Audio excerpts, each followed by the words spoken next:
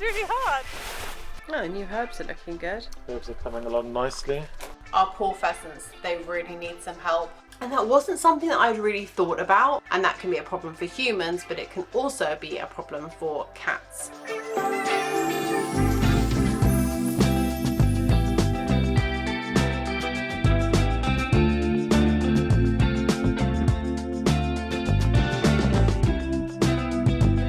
We're going to be installing the Immersun PowerDivert. Now, I've taken all the kit out. It looks pretty good. It's well built. It's well manufactured. I think it's going to be a slightly longer job than I anticipated, purely because there's quite a lot of different moving parts to what we've had with our iBoost. But I'll figure that out. There's a lot of literature, a lot of manuals, a lot of cards. I've got the actual installation manual on my computer. So I'll be getting through all of that, and hopefully over the course of the next couple of hours we'll be able to be diverting some of the solar, not that we have any solar today, into our hot water tank. You were saying it was fiddly because of the space that we're working in is just so small. I mean, the cupboard, even the cupboard widths are just absolutely tiny. He had to kind of work, get in sideways. Yeah. And then try and get through. What made the installation a lot easier actually is the fact that they've got these little green clips. Because typically if you're working with some sort of electronics, you've got to try and wire it directly into the boards.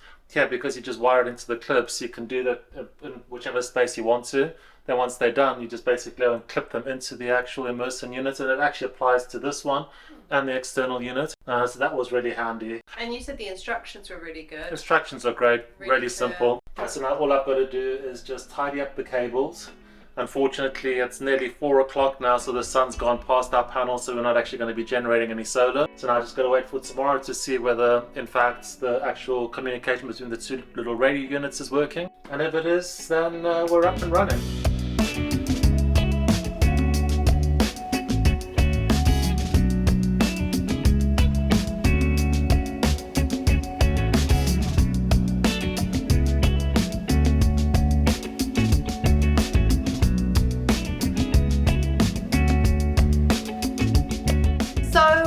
Hasn't been feeling particularly great recently. Her energy levels have been really low, and last week she started to reject her soft food. We give the cats a mixture of dry food and soft food. Olive we have to be really careful with because A, she's got a very, very sensitive tummy, and also she puts on weight really quickly. They'll only eat white meats or fishes or seafood, and they'll only eat very simple food. So for example, if it's got anything in it like additionals like, you know, vegetables or the peas, carrots, cheeses, anything like that, they won't touch it. But I started to get a bit concerned last week when she was completely rejecting her wet food. For about a year now, I've just been buying tuna, not human tuna, cat food tuna, but kind of like this, where it's like the tuna flakes in the kind of broth. Different brands, but pretty much the same concept. And I noticed that last week she just was like not having it. She just would not go anywhere near it. She went up, sniffed it, and that was it. So the vet started asking about her daily diet, and we got back to the point where you know, we were talking about the different things that she was eating, and the vet was saying to me, okay, so hold on, how long has she been having tuna every single day? And so I said, well, it's been at least a year. We normally, with, for example, these kind of sizes, it's just half of this that she gets, and that's enough, and she doesn't want any more. She just leaves the rest. And the vets just said that they weren't particularly happy with the fact that she was getting so much tuna for so long, so every single day for over a year. The vet was like, that's not particularly great, because at the end of the day, tuna has got very high levels of potentially mercury in it, and that can be a problem for humans, but it can also be a problem for cats. And that wasn't something that I'd really thought about, so I was a bit kind of taken aback by that. It's like, oh, okay. So the vet said, look, why don't you just switch out, remove all tuna from her diet in the wet foods, and just try something else. I went and got some tins of just chicken in broth. This is nothing else, it's just chicken breast in broth. Tried that for her. I think today's your 4th day. What a difference. I mean, now she eats her lunch and she's not just going down and sleeping straight away. Which I kind of was wondering whether it wasn't because she was going to lie down because she wasn't feeling good, like maybe potentially a bit of nausea or something. But now she has her lunch and she's running, she's playing, she's running outside, she wants to go outside, she wants to play with Leopold. So it's really interesting how you can just change one thing in your pet's diet, and it can be quite a radical difference in their behaviour. So every year we want to try and put in some more water butts, because obviously that's a great way of conserving water. We're thinking this year of putting one in the back, because we don't have one at the back, and putting it in that corner because there is this drain pipe that comes down. So we just have to measure and see what we do with the pots and how we kind of reconfigure it to potentially put in a water butt there. But it would be really handy, because then it would basically mean in the summer when we have a dry spell that I could use that for my pots and the herb garden as well. We're thinking that we'd go with the same one that we went with last year, which was the oak barrel water butts. So I think we're just going to quickly measure this space to see what we would be able to potentially fit. And then, as you can see, there's pots here, there's pots on the deck, and that would be the ideal place to have a water butt, so that in the summer we can just quickly water what we need to water. Yeah, great. So what do you think? I think it's good. I think the space is actually big enough to take a big one. The only thing we need to consider is it's going to come up quite high, so you'll be able to see it through the glass. Oh yeah, we want to So it's keep it just a quite matter low. of how big we can go height-wise, but width we've got plenty of space to play. There's loads of space. What about, because the whiskey barrel that we've got now is obviously standing. What about, can we get one that's, instead of standing, traditional, just on its side? Yeah. Like a sideways one, because then we've only got to elevate it off the ground enough to get the 40 centimeters to get the watering can under. Yeah, that would work, because then it's 1.20 m. Yeah, that would fit, but it's just a matter of whether we can get the little crinkle pipe to connect to the top, and then they'd have to just drill the actual tap hole on the front here. So yeah, I mean that could work. oh, new herbs are looking good. Herbs are coming along nicely. I have got the basil seeded, so hopefully that'll come in. Quite a lot of different basils this year, so this should all be. Chives look so healthy. Look at them. I love chives. They're such a great filler for a space. And pretty flowers. Beautiful purpley flowers. Solar panels are working with the new Immersun. Fantastic day to test them out. Mars is checking his numbers and saying it's all looking really, really good. Heating the hot water well. And they are in perfect sun today. Pussycats are both enjoying sunshine, getting their vitamin D.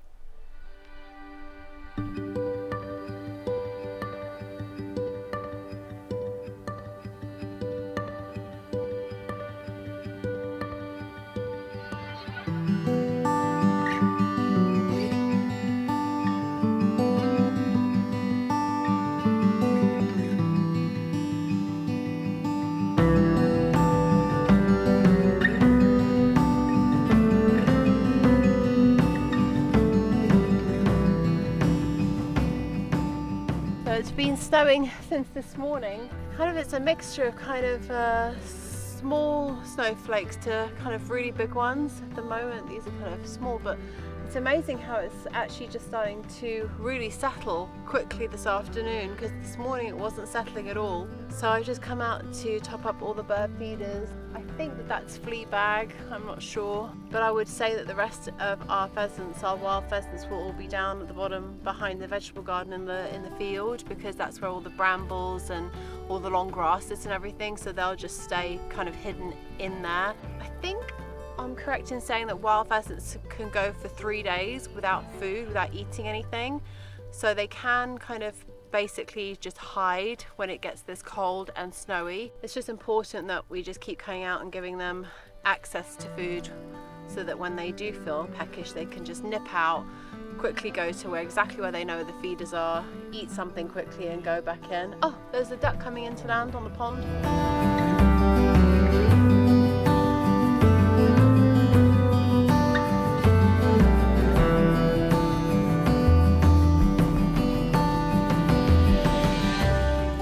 Very pretty, and the 2 geese that were here on the pond last week who just landed on the field and just happily walking through the snow in the field. It's so bizarre seeing like random geese just walking on fields. I don't know why I find it so funny, but it is. The ducks keep flying in, but basically kind of aborting, last minute aborting the landing on the pond. I think that they're just worried it might be icy and frozen over. We put lots of wheat and corn and some suet balls, fat balls and things out around the garden at all different levels so that everybody gets a meal.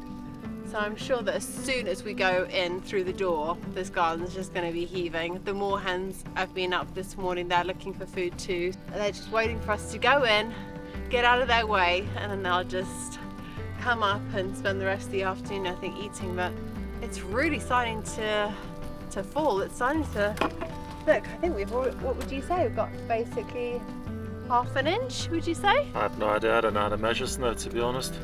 I don't know, but it looks like a lot, and I think Mars is struggling because he's what you can't see is Mars is standing behind you with an umbrella covered in snow, and the microphone is covered in snow. But it's really pretty. I love it when the trees are like this up there.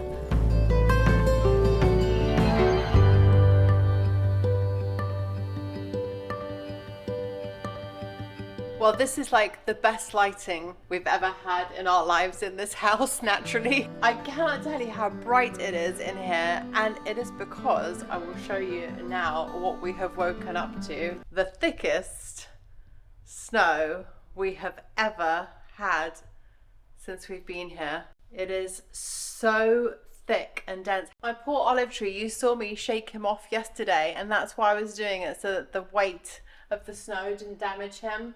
And unfortunately in the night we've had so much that it looks like it's broken that branch, but it is just so thick and amazing. I will say that some of the plants are looking better than others. The New Zealand flax has had so much weight, some of these kind of drooped and just fallen down a little bit. Yeah. Hopefully he'll bounce back, because it's mind you, we'll probably go and shake some of the snow off. Yeah, just look at the bench. I mean, the bench and the table and chairs. I mean, how thick is that, Mars, on that table and chairs out there?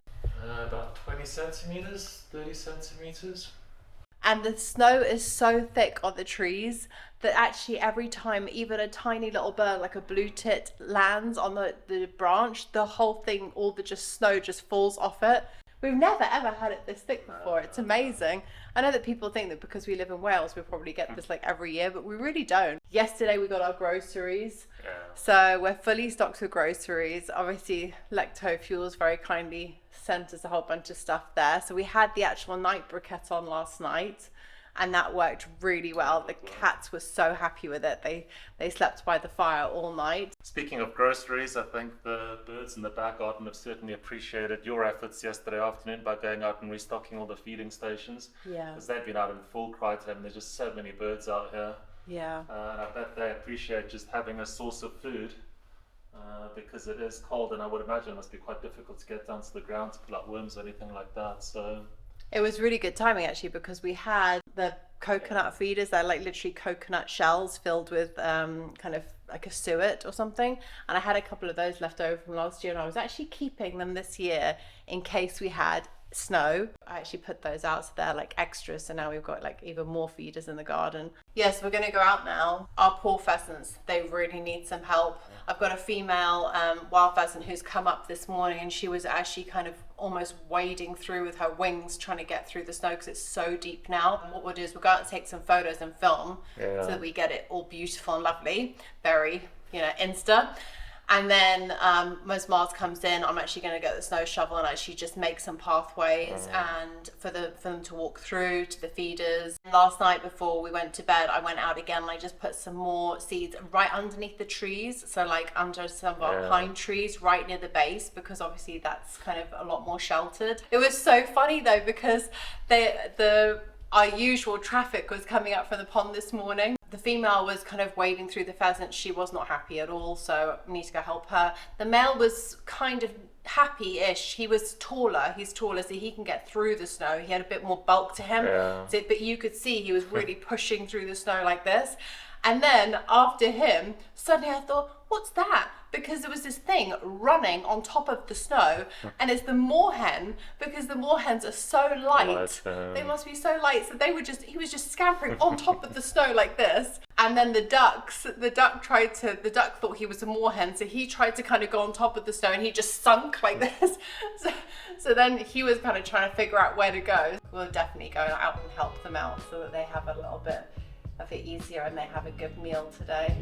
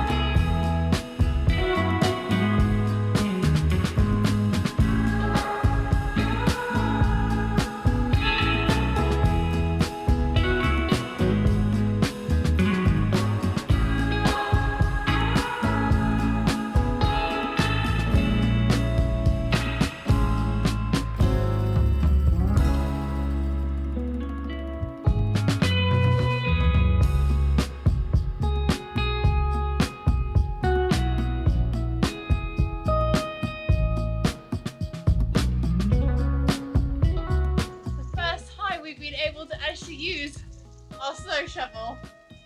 So we're christening a 5-year-old snow shovel.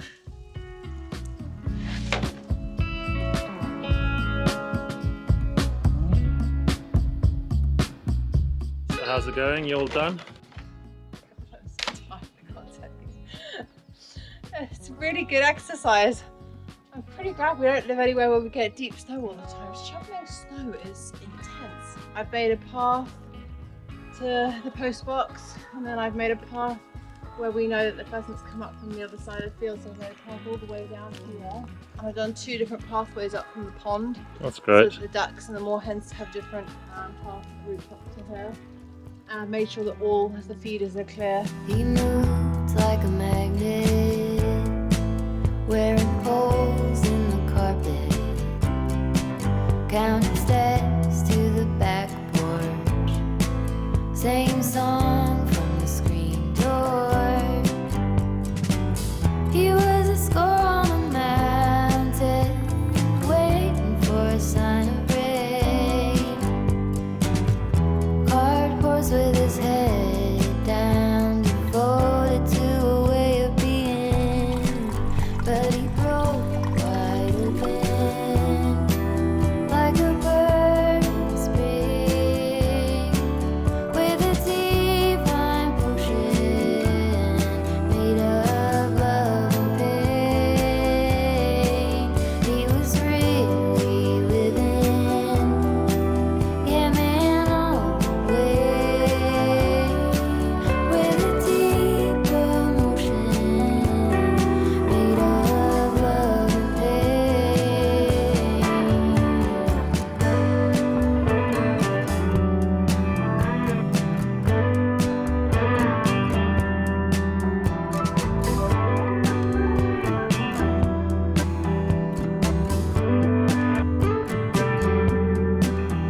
She lived in the panic, made a home with the sirens, couldn't make it off the front porch, red flag behind each door. She held a scar like an aspen, golden by her age. It's the only time she will let me carry her. Good to see everything. You're getting your feet wet. Go back in. Wide open, like a bird in spring, with It's such a shame we weren't able to get out early this morning because we had things to do, but because there were loads more animal tracks out here and they've kind of all gone. But those ones are Leopold this morning, so there are different ones. So we know, like for example, I know that 3 in a triangle is, I think, a bunny. So I think that these are bunnies, if I'm correct. There are other ones, much bigger ones, like these ones. Well, I would have thought they were rabbits too. That's definitely a rabbit. What do you think, guys? Tell us what you think. So we've got these ones, the big ones, and then we've got these other little ones. Then we've got these ones over here, which also kind of look, well, they're definitely not triangular. Because there's 4. So there's 2 and then a 2 at the back. Maybe that's a bunny too. I don't know. The paths are being used. I saw that the ducks and the pheasants were on the path, so that we got more snow last night. It covered the paths that I had snow plowed out yesterday. You can see, like, for example, just here that goes around, that's where I plowed out yesterday. So when we looked out this morning, those paths were gone. They had snow again, but those are the first to have melted. So they've melted now. And then we're left with the kind of original snow, if you like. I think we're going to go out for a walk now and see what else is around.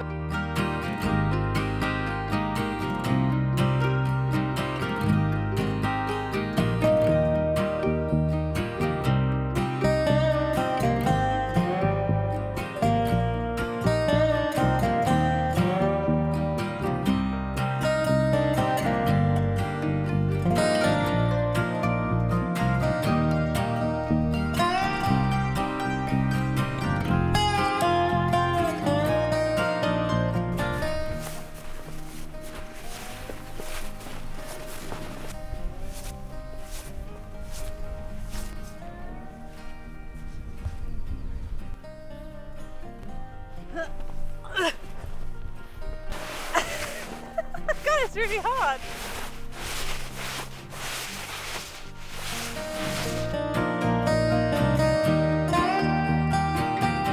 An eventful week. A cold week, a beautiful week.